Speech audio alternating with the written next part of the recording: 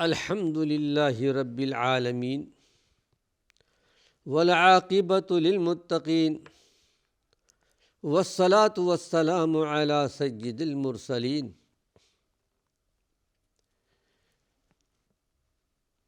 ناظرین کرام، السلام علیکم ورحمۃ اللہ وبرکاتہ۔ ایمانی صفات کا عنوان لے کر آپ کی خدمت میں حاضر ہوں۔ ایمانی صفات کے تعلق سے اس بات کا ذکر خیر کر رہا تھا کہ اللہ کے رسول صلی اللہ علیہ وسلم کے زمانے میں جو صحابیات تھیں، خواتین تھیں، ان کا قرآن حکیم سے کتنا تعلق تھا۔ ایک حدیث میں نے پیش کی عربی عبارت کے ساتھ، حضرت عبداللہ بن مسعود رضی اللہ عنہ کی۔ آئیے اس کا مفہوم آپ کے سامنے پیش کر رہا ہوں۔ ایک مرتبہ عبداللہ بن مسعود رضی اللہ عنہ نے ارشاد فرمایا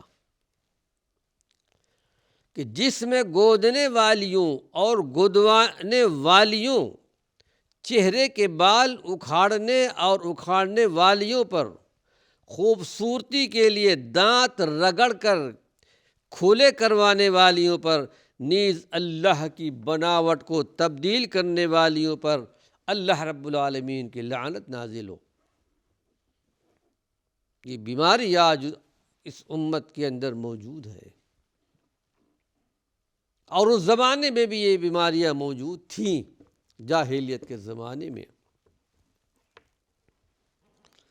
لیکن جس وقت عبداللہ بن مسعود رضی اللہ عنہ بیان کر رہے تھے، بنی اسد کی ایک خاتون تھی ام یعقوب، انہوں نے یہ بات سنی کہ حضرت عبداللہ بن مسعود رضی اللہ عنہ یہ بیان کرتے ہیں، تو عبداللہ بن مسعود کے پاس آئیں کہ عبداللہ مسعود، میں نے سنا ہے کہ آپ نے یہ بات بیان کی ہے کہ جس میں گدوانے والے، گودنے والیوں پر، چہرے کے بال اکھاڑنے والے، اکھڑوانے والیوں پر، دانتوں کو کشادہ کروانے والیوں پر، اللہ رب العالمین کی بناوٹ کو بدلنے والیوں پر لعنت کی ہے آپ نے۔ تو عبداللہ بن مسعود رضی اللہ عنہ نے جواب دیا کہ ہاں، میں ان پر لعنت کیوں نہ کروں جن پر اللہ کے رسول صلی اللہ علیہ وسلم نے لعنت کی ہے۔ تو خاتون نے کہا، عبداللہ بن مسعود، میں نے پورا قرآن پڑھ لیا ہے، قرآن کی حافظہ تھیں، پورا قرآن میں نے حفظ کر لیا ہے، پورا قرآن میں نے پڑھا، لیکن اے عبداللہ بن مسعود، میں نے تو یہ آیت کہیں نہیں پڑھی۔ تو عبداللہ بن مسعود رضی اللہ عنہ نے ارشاد فرمایا کہ یہ بتائیے، کیا قرآن حکیم کی آیت سورہ حشر کی نہیں پڑھی کہ ما آتاکم الرسول فخذوہ وما نہاکم عنہ فانتہوا؟ ہمارے رسول تم کو جو کچھ دے اسے لے لو، جس سے منع کر دے اس سے باز آ جاؤ۔ میں ان پر لعنت کیوں نہ کروں جن پر اللہ کے نبی صلی اللہ علیہ وسلم نے لعنت فرمائی۔ یہ لعنت کے الفاظ میں نے اپنی طرف سے استعمال نہیں کیا، میں نے اللہ کے رسول صلی اللہ علیہ وسلم کے زبان سے سنا کہ آپ لعنت کر رہے تھے۔ اور اللہ رب العالمین فرماتا ہے، ہمارے رسول تم کو جو کچھ دے اسے لے لو، جس سے منع کر دو اس سے باز آ جاؤ۔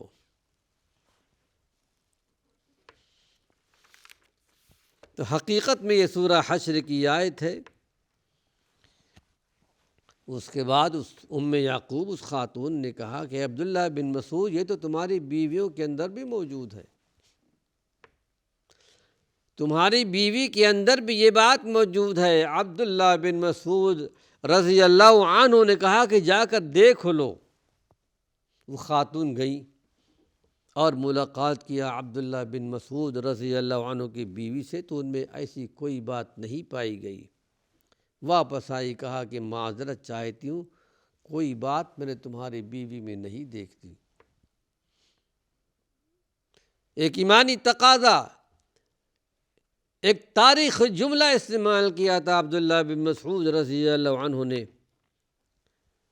کہ اگر وہ ایسا کرتی، ہماری بیوی اگر ایسا کرتی، میں ان سے اپنا تعلق ختم کر لیتا، یعنی طلاق دے دیتا۔ اللہ کے پیارے پیغمبر کے احادیث کا یہ مقام، یہ درجہ تھا صحابیات میں، صحابی میں۔ یہ تو صحابیات کا تعلق تھا قرآن حکیم سے، کلام الہی سے۔ اللہ سے دعا ہے کہ پروردگار عالم ہمارے خواتین میں بھی یہی ایمانی جذبہ پیدا فرمائے، بچوں کے اندر بھی قرآن حکیم کی تلاوت کا بڑا شوق تھا، قرآن حکیم کو حفظ کرنے کا بھی شوق تھا۔ جہاں مردوں کو تھا، جہاں خواتین کو تھا، بچے بھی شوق رکھتے تھے۔ آئے ایک معروف حدیث آپ کے سامنے پیش کر رہا ہوں، حضرت عمرو بن سلمہ رضی اللہ عنہ، پوری حدیث آپ کے سامنے پیش کر رہا ہوں۔ روایت کرتے ہیں قال كنا بماء ممر الناس وكان يمر بنا الركبان فنسألهم ما للناس ما هذا الرجل فيقولون يزعم أن الله أرسله أوحى إليه أو أوحى الله بكذا فكنت أحفظ ذاك الكلام فكأنما يقر في صدري وكانت العرب تلوموا بإسلامهم الفتح إلى آخر الحدیث۔ یعنی عمرو بن سلمہ کہتے ہیں کہ ہم ایسے مقام پر رہتے تھے مدینہ منورہ سے آگے کہ ہماری جو رہائش گاہ تھی ایسے مقام پر جہاں پانی کا چشمہ تھا، پانی کی فراوانی تھی، جہاں مسافر وہاں سے گزرا کرتے تھے، پانی استعمال کرتے تھے۔ تو ہم ان سے پوچھتے تھے کہ مدینہ کے لوگوں کا حال کیا ہے؟ جو گزرگاہ پر وہاں ہوتے تھے، میرے ساتھ اور بھی بڑے لوگ ہوتے تھے، کہ بتاؤ مدینہ منورہ میں جنہوں نے اسلام کا دعویٰ کیا ہے، ایمان کا دعویٰ کیا ہے، ان کا معاملہ کیسا ہے؟ لوگ کہتے ہیں کہ وہ دعویٰ کر رہے ہیں کہ وہ اللہ کے رسول ہیں، ان کے پاس اللہ کی طرف سے پیغام آتا ہے، وحی آتی ہے، اور قرآن پڑھ کر کے سناتے تھے۔ تو کہتے ہیں کہ میں وحی کے الفاظ کو یاد کر لیتا تھا، یعنی قرآن حکیم کی آیات بینات کو میں یاد کر لیتا تھا، اور گویا کہ وہ میرے سینے میں وہ آیات بینات جمع دی جاتی تھیں، اور اہل عرب ایمان لانے کے معاملے میں فتح مکے کا انتظار کر رہے تھے کہ مکہ معظمہ جب فتح ہو جائے تو دیکھیں گے اس آدمی کا حال کیا ہوتا ہے۔ اگر ان کا غلبہ ہوا تو ہم ایمان لائیں گے۔ اہل عرب کہا کرتے تھے غلبہ ہوگا تو ہم ایمان لائیں گے، ورنہ چھوڑ دیں گے، اور ہم سمجھ لیں گے کہ حقیقت میں یہ اللہ کے نبی ہیں۔ لیکن جب مکہ معظمہ فتح ہو گیا اور لوگ پے در پے اسلام لانے لگ گئے، اسلام قبول کرنا شروع کیا، ہر قبیلے کا آدمی جا کر اللہ کے پیارے پیغمبر کے پاس بیٹھتا، اسلام قبول کر لیتا۔ کہا کہ میرے والد نے بھی اپنی قوم کے ساتھ اسلام لانے میں جلدی کی، میرے والد بھی گئے اور وہ اللہ کے رسول صلی اللہ علیہ وسلم سے ملاقات کر کے آئے، تو کہنے لگی واللہ وہ بڑے سچے نبی ہیں، ان پر اللہ کی طرف سے وحی آتی ہے، انہوں نے حکم دیا کہ فلاں وقت فلاں نماز پڑھنی ہے، فلاں وقت فلاں نماز پڑھنی ہے، اور جب نماز کا وقت ہو جائے تو تم میں سے ایک آدمی اذان دے، نماز پڑھائے جسے قرآن زیادہ یاد ہو۔ محل ترجمہ یہ ہے کہ زیادہ قرآن جس کو یاد ہو وہ نماز پڑھائے، وہ امامت کرائے۔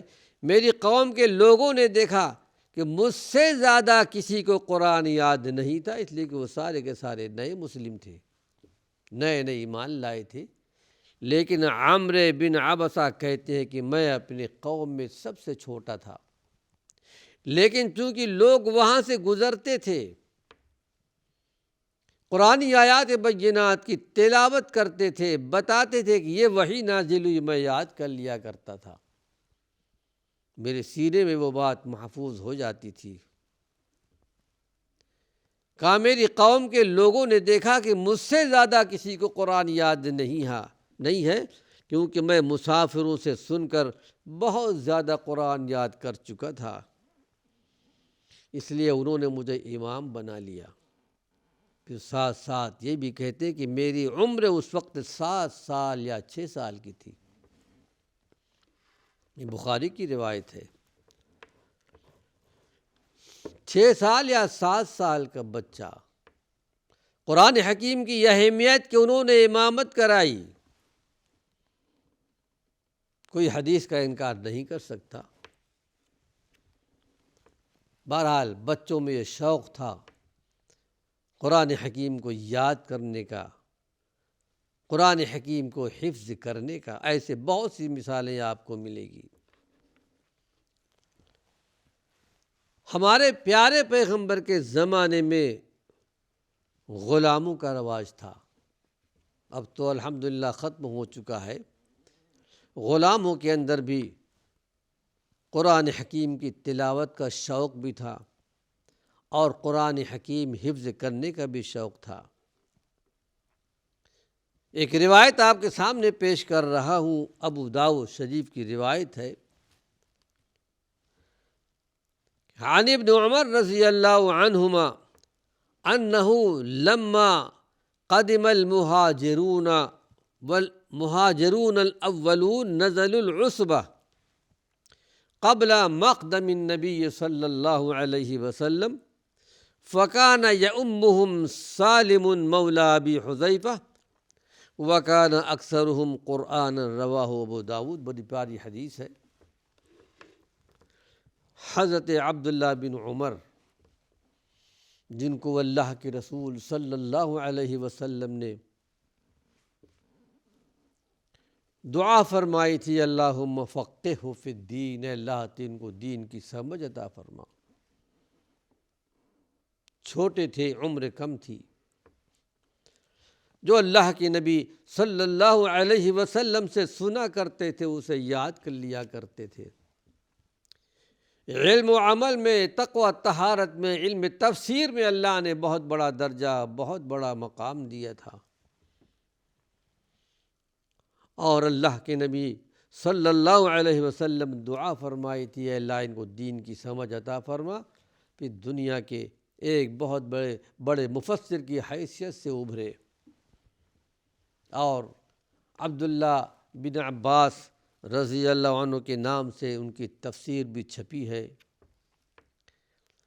عبداللہ بن عمر کہتے ہیں کہ اللہ کے پیارے پیغمبر محمد صلی اللہ علیہ وسلم کے مدینہ منورہ کی تشریف آوری سے پہلے کچھ مہاجرین آئے تھے،